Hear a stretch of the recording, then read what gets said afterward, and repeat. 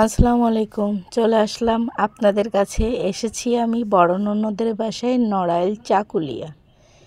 কাল রাতে বড় ননদ রান্না করেছিল মুরগির মাংস এবং ছিটে রুটি। মাটির চুলায় রান্না সে তো আপনারা সবাই জানেন, অনেক টেস্ট হয়।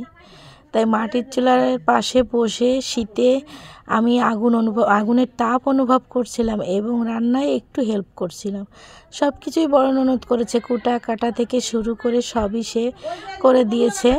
আমি শুধু জাস্ট হেল্পিং হ্যান্ড হিসাবে একটু নাড়াচাড়া দিচ্ছিলাম। ভালোই লাগে মাটির চুলার পাশে বসতে। দেখতেই পাচ্ছেন যে চুলার পাশে একটা ছিদ্র আসছে, তো ওখান থেকে আগুন আসতেছে। ওই আগুনের তাপটা এত মিষ্টি, আর চুলার ডিজাইনটা তো আপনারা সবাই দেখছেন, অনেক আধুনিক একটা ডিজাইন। এটা আমার ননদ নিজের হাতে করছে। আমি অবশ্য আমার ননদকে বলছিলাম যে আমরা সিমেন্টের চুলা কিনে রান্না করি। সিমেন্টের চুলা 6 মাসও যায় না, ভেঙে যায়। তাই বললাম যে আপু আমাকে একটা চুলা বানায় দেবেন।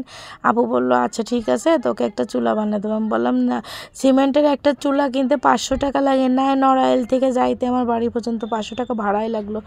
আপু বলল না, 500 টাকা ভাড়া লাগবে কেন, তুই একটা বড় ডিশ নিয়ে আসবি, সেই ডিশের ভিতরে একটু তুষ দিয়ে বসায় চুলোটা নিয়ে চলে যাবি। দেখেন কাঠের রান্না কি সুন্দর, এত টেস্ট হয় কাঠের রান্না গ্রামে। আমরা যারা শহরে থাকি বা মিডিয়াম শহরে থাকি, অনেকে আছে জায়গার অভাবেও কাঠের চুলায় রান্না করতে পারি না, তারাই জানে একমাত্র একবার কাঠের চুলায় রান্না খেলে মনে হয় না যে আর গ্যাসের রান্না বা কারেন্টের রান্না খায়।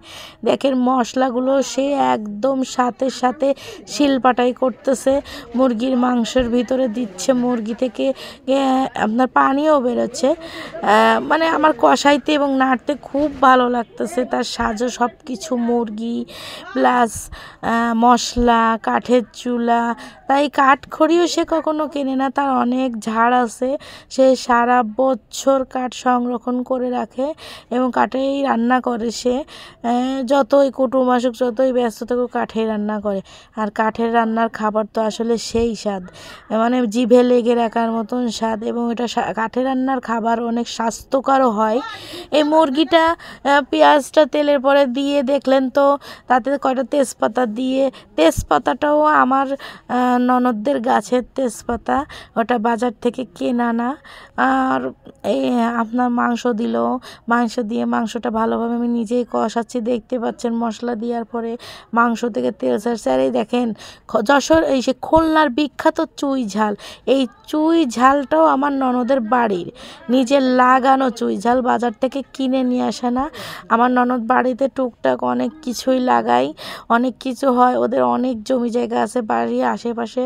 আলু, কচু, লাউ, সিম, চুই ঝাল, তারপরে তেজপাতা গাছ, তাম্বুরা গাছ, অনেক গাছই আছে। এবার এসে দেখলাম নতুন করে একটা জলপাই গাছও লাগাইছে, ওর অনেকগুলো বাঁশ ঝাড়ও আছে।